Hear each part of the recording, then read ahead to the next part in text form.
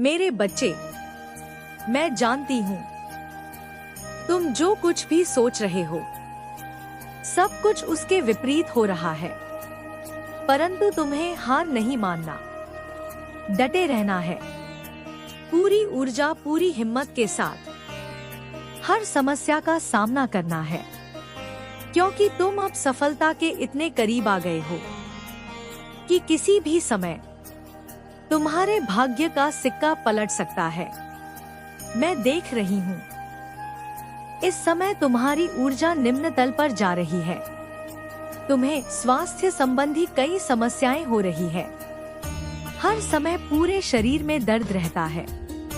आलस और थकान से भर गए हो तुम्हें बहुत अधिक क्रोध आ रहा है, किंतु तुम्हारे क्रोध का कारण यह भी है कि तुम जो करना चाहते हो वो कर नहीं पा रहे हो।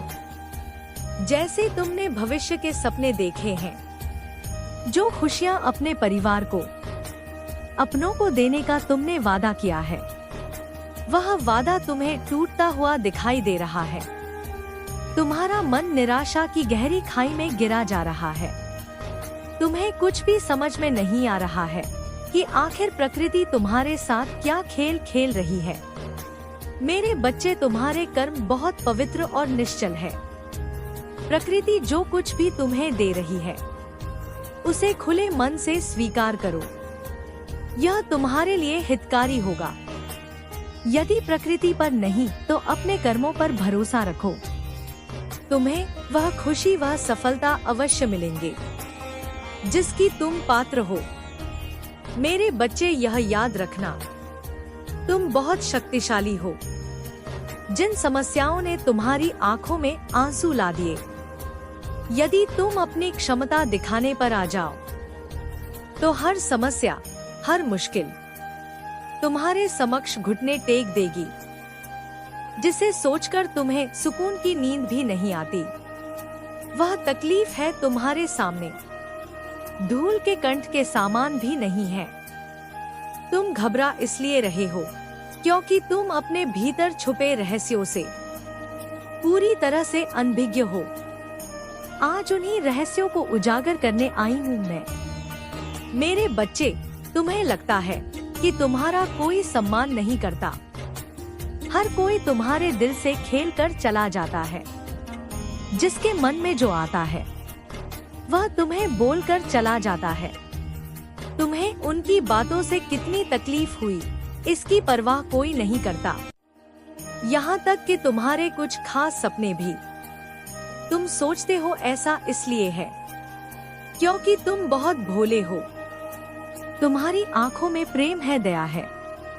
तुम किसी को दुख नहीं पहुंचाते, किसी का अपमान नहीं करते, किसी की गलत बातों का जवाब नहीं देते। इसलिए लोग तुम्हें कमजोर और कमता रखते हैं और अपनी इच्छा अनुसार तुमसे व्यवहार करते हैं।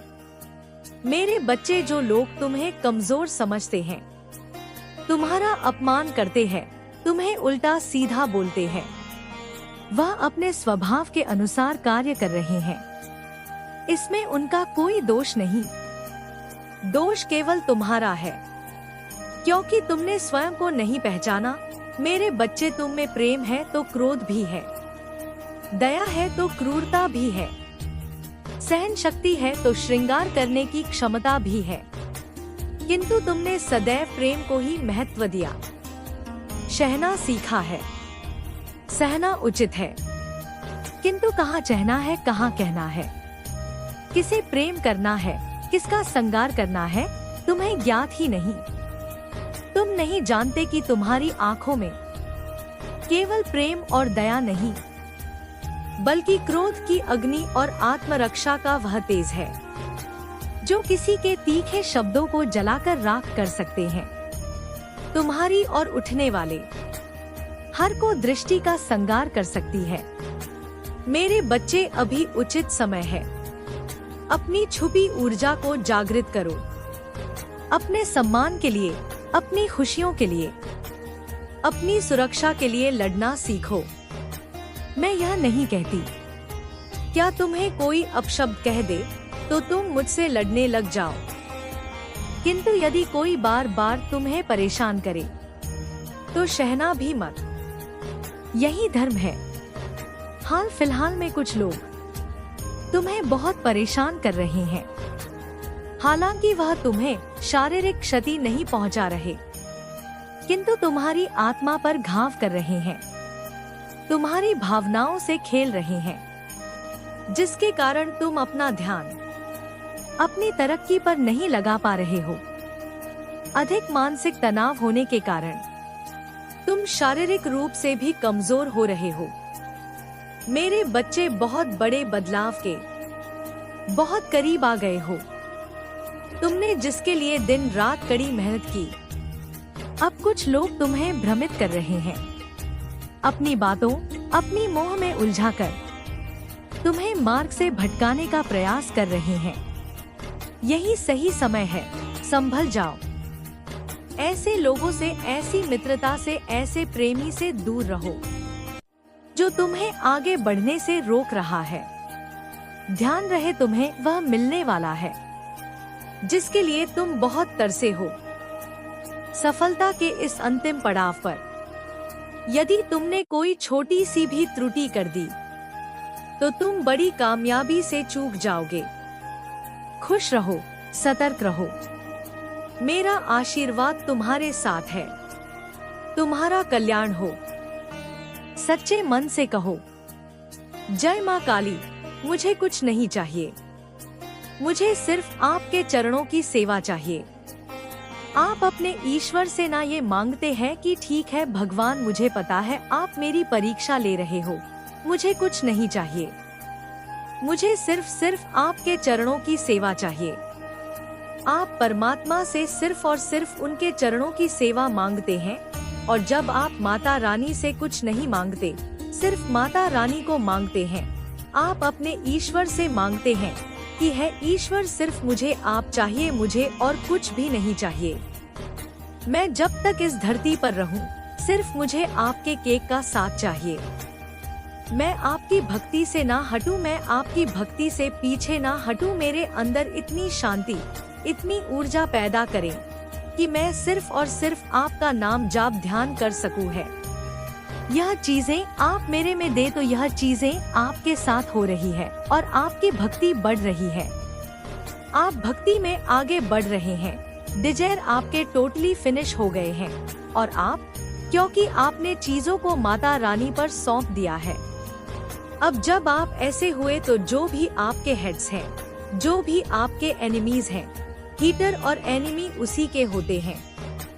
जिस इंसान में कोई दम होता है, जो बेचारा है, कुछ नहीं है, बहुत शांत है, सरल है, सीधा है, बेवकूफ है, उसके कोई हेटर और एमिस नहीं होते।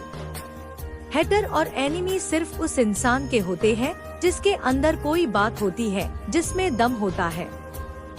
मेरे बच्चे, मैं जानती हूँ तुम जो कुछ भी सोच रहे हो सब कुछ उसके विपरीत हो रहा है, परंतु तुम्हें हार नहीं मानना, डटे रहना है। पूरी ऊर्जा, पूरी हिम्मत के साथ हर समस्या का सामना करना है, क्योंकि तुम अब सफलता के इतने करीब आ गए हो कि किसी भी समय तुम्हारे भाग्य का सिक्का पलट सकता है।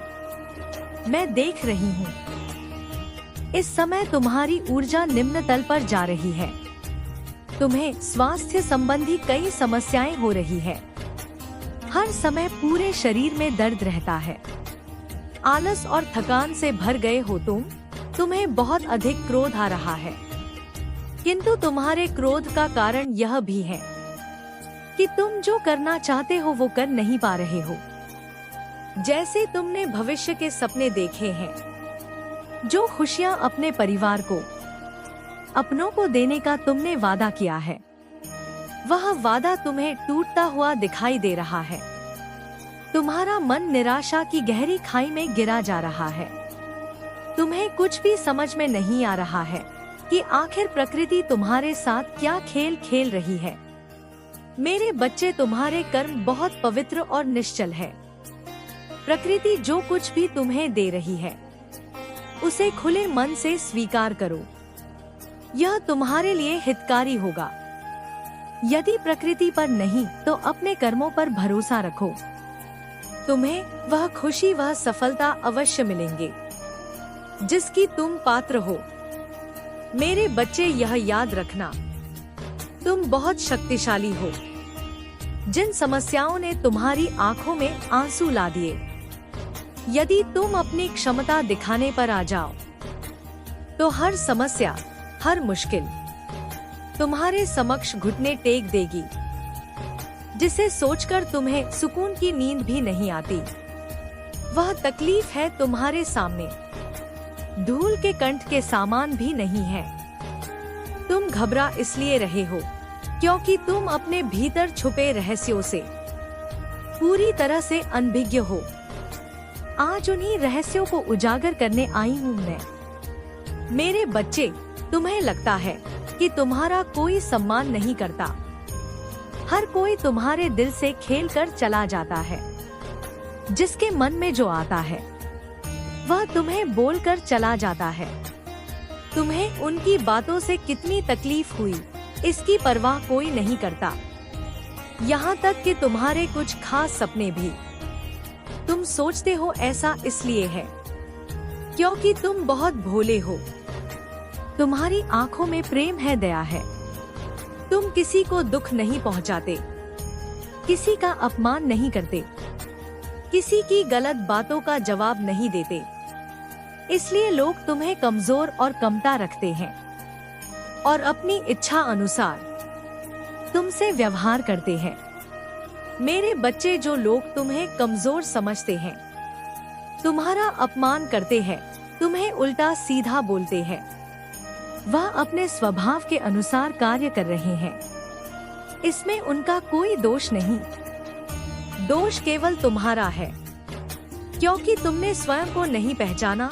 मेरे बच्चे, तुम में प्रेम है तो क्रोध भी है, दया है तो क्रूरता भी है, सहन शक्ति है तो श्रृंगार करने की क्षमता भी है। किंतु तुमने सदैव प्रेम को ही महत्व दिया।